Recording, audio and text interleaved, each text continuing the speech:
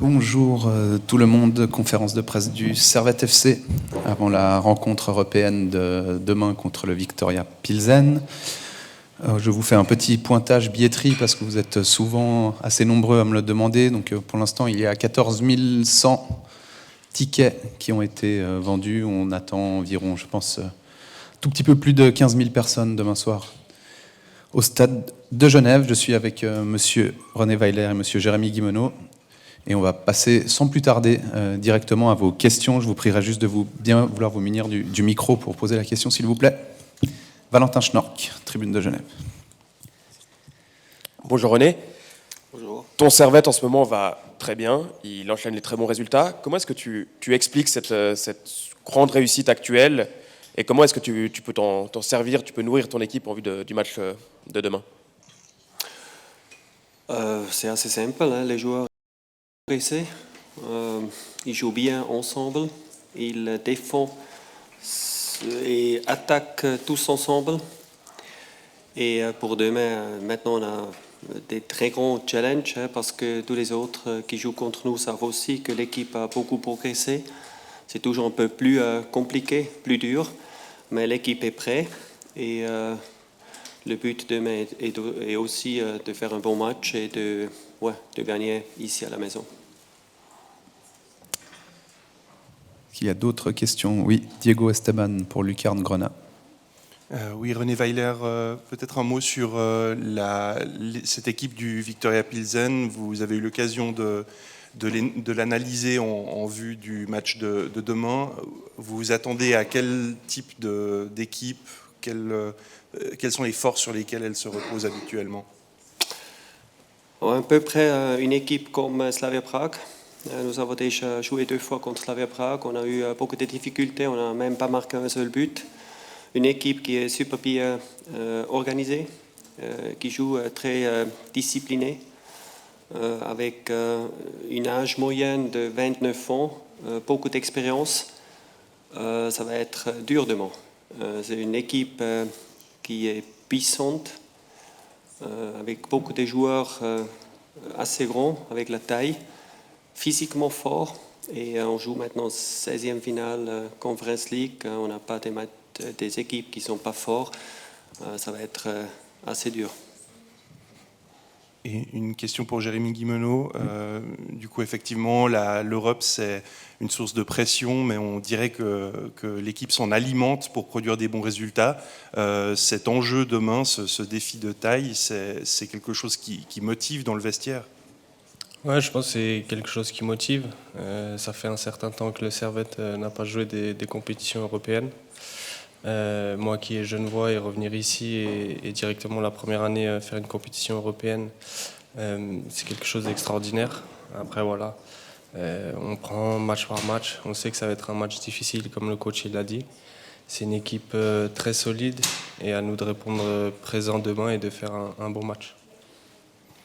Oui, Laurent Ducret, Keystone ATS. Une question, Jérémy, tu viens de Saint-Gall où le stade était souvent plein. Là, tu reviens à Genève, mais tu sens quand même qu'il y a un frémissement en ville autour du Servette? Je sens que c'est plus le Servette d'il y a 3-4 ans. On sent qu'il y a un engouement pour ce club, que les gens reviennent peu à peu au stade. Et je pense que c'est le strict minimum qu'on mérite au vu de notre saison. Voilà, nous, on ne se focalise pas sur les choses extérieures. On essaye de donner le maximum sur le terrain. Et si au final ça peut ramener du monde, c'est que du positif. Mais nous, on est concentrés sur nous-mêmes. Oui, Blaise Bugil, OneFM. Une question à Jérémy Guimeno. Donc, sauf erreur, c'est la première fois que vous êtes en 8e de finale en Coupe d'Europe. Qu'est-ce que ça représente pour vous? Quelle est l'ampleur du défi selon vous? Je pense que c'est un match comme un autre. On sait qu'à partir de stade de la compétition, c'est des matchs très difficiles. Mais je pense qu'on est serein, on sait notre jeu, on sait ce qu'on peut produire sur le terrain. Et voilà, je pense que ça reste un match comme un autre, avec à la fin avec quelque chose en plus, une qualification ou un passage. Mais voilà, c'est des matchs, ça reste un match de foot et je pense qu'on ne se met pas une pression plus que ça par rapport à l'envergure du match. Oui, Valentin Schnork. Encore une question pour Jérémy. Comment est-ce que tu décrirais l'état du groupe actuellement? On a l'impression qu'il y a quand même beaucoup de plaisir, une bonne énergie qui se dégage de ce groupe-là. Comment tu la décrirais, toi? Je pense que vous êtes au quotidien pour l'avoir. Je pense que chaque week-end, chaque 2-3 jours, quand on joue, vous la voyez sur le terrain. C'est une équipe qui donne tout, que ce soit offensif, défensivement. Et je pense que ça fait plus qu'un groupe. C'est devenu une famille. Et je pense, et vous le voyez, comme je l'ai dit avant, au quotidien, que même dans les moments difficiles, on ressort toujours la tête haute. Et voilà, à nous de continuer sur cet état d'esprit-là. Et je pense que demain, si on fait les choses bien, ça pourra le faire. Laurent Favre, Le Temps. Bonjour, une question pour René. Parmi les 15-16 joueurs qui jouent plus de la moitié des matchs et plus de la moitié du temps de jeu, il y en a 6 qui sont là depuis la Challenge League. Stéphane Chapuisat m'a dit que c'était une des grandes forces de votre équipe, ce noyau de joueurs, c'est une sorte de colonne vertébrale dans l'équipe qui se connaît très bien. Qu'est-ce que vous pouvez m'en dire? Donc c'est Frick, Rouillet, Séverin, Konya, Stevanovic, Antunes. Alors d'abord, je dois me corriger encore parce que moi j'ai parlé du 16e final, c'est le 8e final, on a trop de matchs. On n'a pas relevé.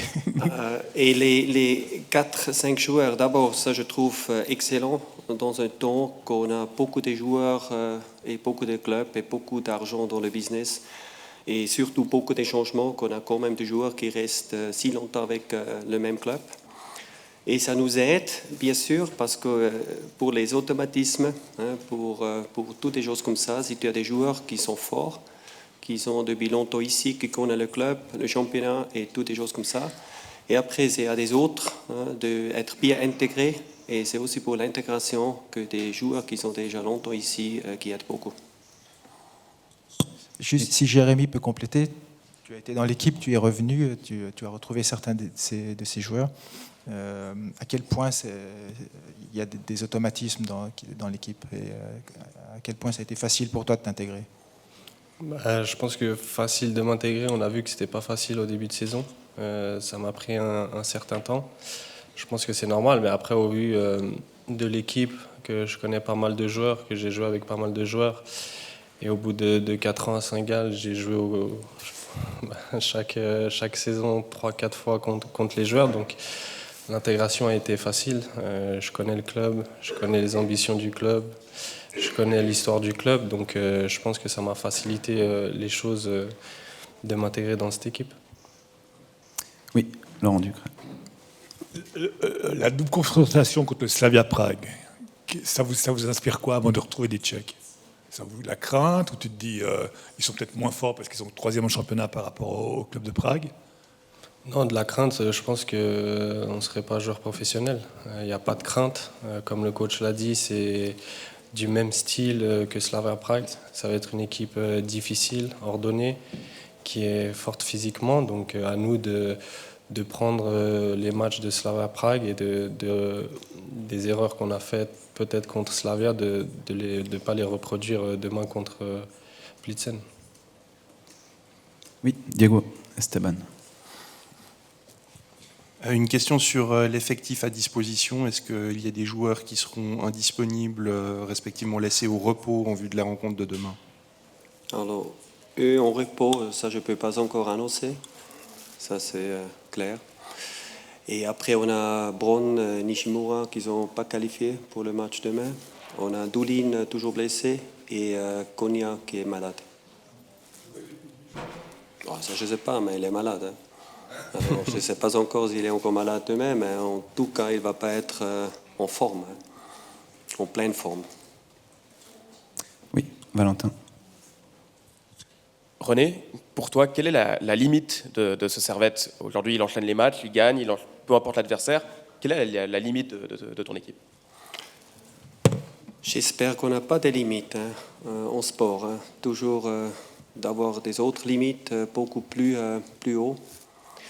Mais on a quand même beaucoup des obstacles. Avec tous les 3 jours un match sur ce niveau-là, ça va être un stress pour les joueurs. Et pour ça, il faut toujours pousser les limites sur un autre niveau. Mais les joueurs ils m'ont déjà montré plusieurs fois qu'ils sont capables de le faire. Et ça, c'est le but aussi pour les matchs qui arrivent. Oui, Blaise Bugil, ONFM.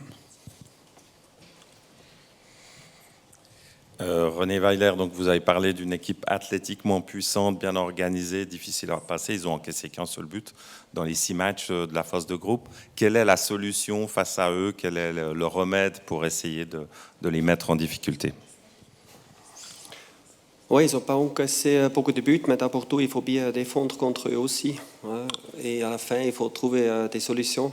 Je ne peux pas vous dire maintenant comment nous essayons de trouver des solutions. Mais de trouver des solutions va être assez compliqué. On a déjà parlé entre nous ce matin. Et demain, c'est le but de vous montrer, de nous montrer qu'on a trouvé des solutions. Est-ce qu'il y a peut-être une dernière question? Laurent. Question pour Loïc Lucher. Est-ce que le stade est toujours sous le coup d'une suspension en cas de tifo, fumigène et autres, comme le précédent? Tout à fait, c'est un sursis de 2 ans. Donc c'était contre la Rome en octobre, donc ce sera jusqu'en octobre 2025.